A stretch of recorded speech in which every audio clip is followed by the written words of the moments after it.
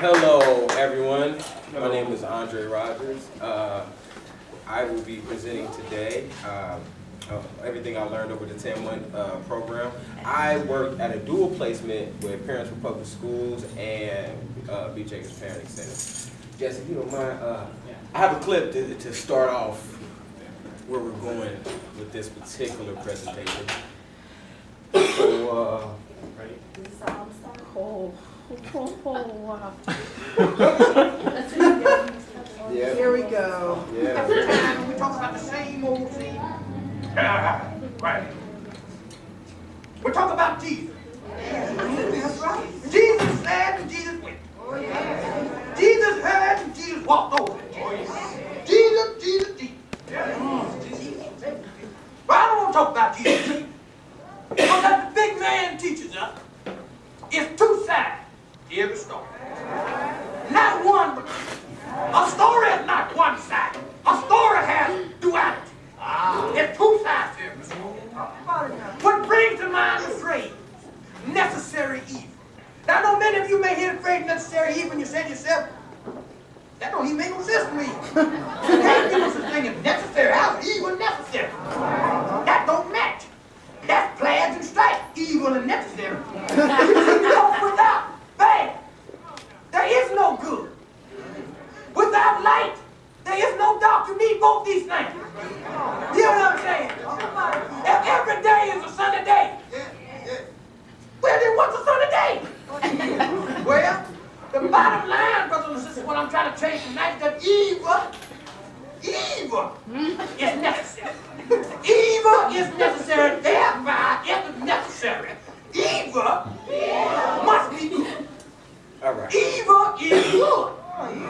That's where we're going with this. I wanted to talk about some of the necessary evils and how it has been proven to be good as I've learned throughout this public outline process. Okay, so we started this process off with a quick history on me. I am a young man from Cincinnati. I'm very much in love with my city. And everybody has always questioned that. I love it because of the good and the bad.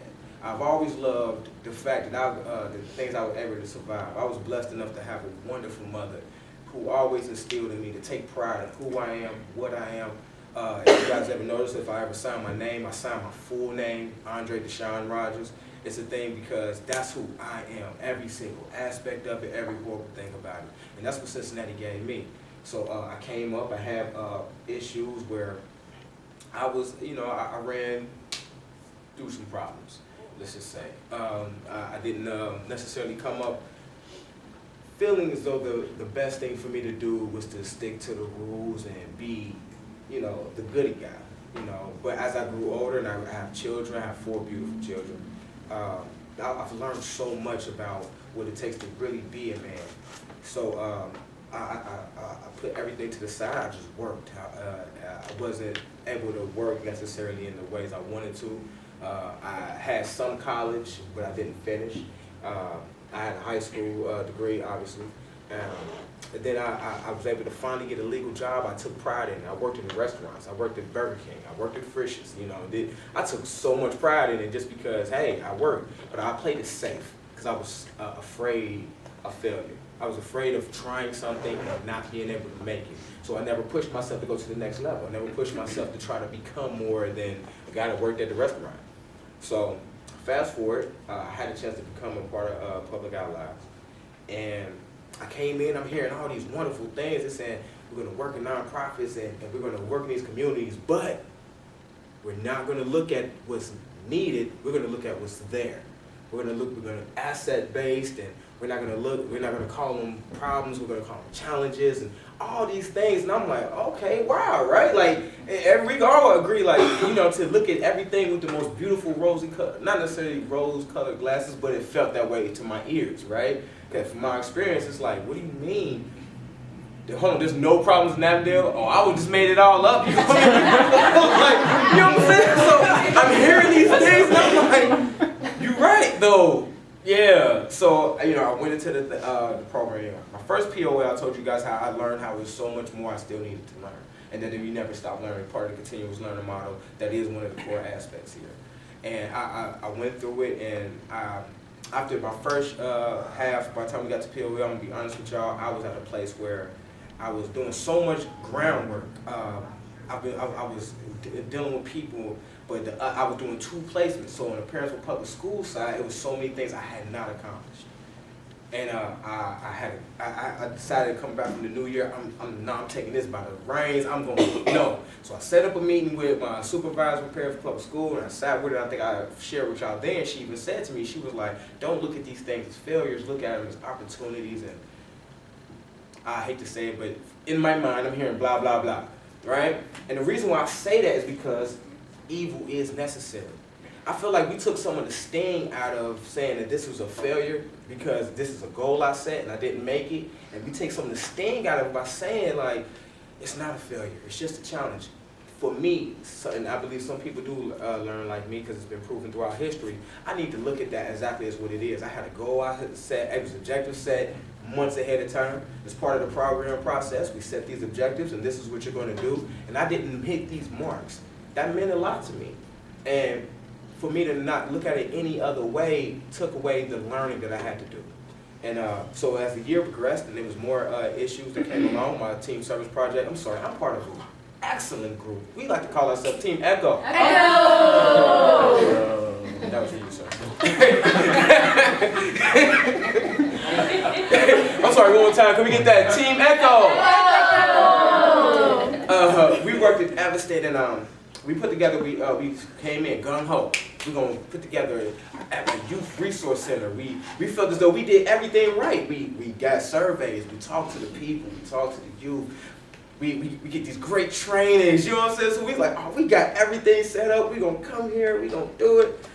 And the process can continue to move on and grow further.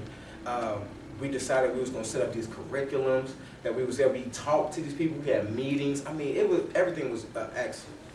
And it came time for me to turn in my curriculum that I spent hours trying to get stuff from and make sure it was straight. I found this one place that had this amazing stuff, so I picked from it. I took some of the stuff from what they already were doing with Boys to Men and pieced that together. And went to a meeting with to meet with the director of the rec center, who we were able to partner with. And I'm talking to him, I'm like, all I need you to do now is give me the days that going into the fall we can have. I got a partner who's going to come and run the program under his own nonprofit that he's just starting this year. It was set up. He looked me square in the eyes and said, yeah, so we're going to go with Boy Scouts over the fall. And that crushed me. That was another failure. And it's like, this was one that I couldn't control.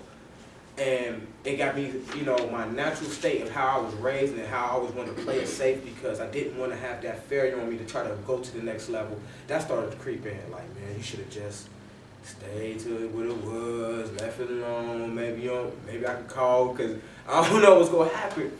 But had I not done that, had I not stepped out on faith this year and worked with this program and took those failures, I wouldn't have learned, okay, you know what, in this process, sometimes it is best to be aligned with something that's already established and then try to help move forward with that and then branch off, develop a name. Same type of things that go on in the regular business world, not just the nonprofit world. And that's something that I had to learn along the way this year. So that's why I was saying as far as evil being necessary. The failures that me not hitting the objectives I wanted to hit with Parents for Public School in that placement. I met with my program manager, Ms. Marcy, and she said something to me that really stuck. She said, well, you ask it, because it was other ideas and stuff I had. I'm like, yeah, we can do this. And it was like, they just kept, I kept feeling like my ideas were being diminished and I was never going to get to even hit these objectives or be something. And she said it to me very plain, which I very much appreciated. Just do stuff. Stop talking, stop asking, you know what I mean? And it was like, that concept to me was just so, because again, I was afraid of failure. What if I just do it and it don't work? Well, you're asking them to take the responsibility to give you the green light to go do something, and what if it don't work? If it works though, imagine what that looks like. So one of the, because of those failures that I went from not hitting all these other marks, before the year ended in May, I was able to finally push together a parent appreciation event at the school. and it was something completely different for the school. Because I worked at Carson Elementary, where in the Price Hill with the culture there, it's just not conducive to, hey, we appreciate parents, we appreciate staff. You know, in the midst of that, things get lost, and we were able to put together an event that was made beautiful. I mean, I was able to get the DJ, and I was able to just push, because as I came to them and told them, hey, this is what I got. The principal was even, you know, resistant at first. But I came to her like, look, I already got this set up, I got a DJ, I got this, I just need a day. She gave me a day. I got the flyers, I got everything. I went to my placement, they gave me the credit card, go get whatever you need. And it was a different response to me coming to them and saying, hey, I got this great idea, and maybe we can happen. And I wouldn't have gotten that courage if I wouldn't have finally faced that fear of the failure. So I needed that. That evil was necessary. I needed to, and that's my encouragement in anything. What I've learned, I'm encouraging everyone else to learn. Always be fearless in it. Fearlessly go forth and fail, so you can succeed. You know what I'm saying? So I know that sounds crazy, but go ahead and let's do it, because I know we've heard it all the time, but I can honestly tell you, through the grace, you know, I'm sorry, I'm spiritual. That's all I was going to say about the grace of God.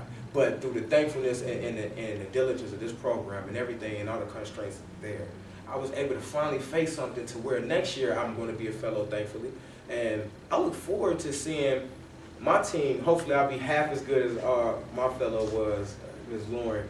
And I can help see my team take those failures, take those lumps, and be able to coach them through it. And then be able to move better, because next year I'm going to work on my administrative skills, because I'm such a paperwork.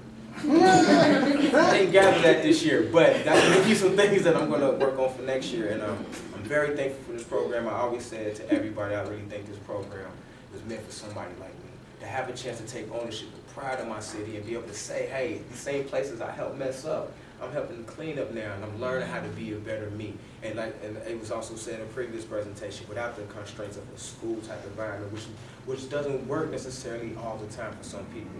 And I'm very thankful for that. So thank you guys. And equally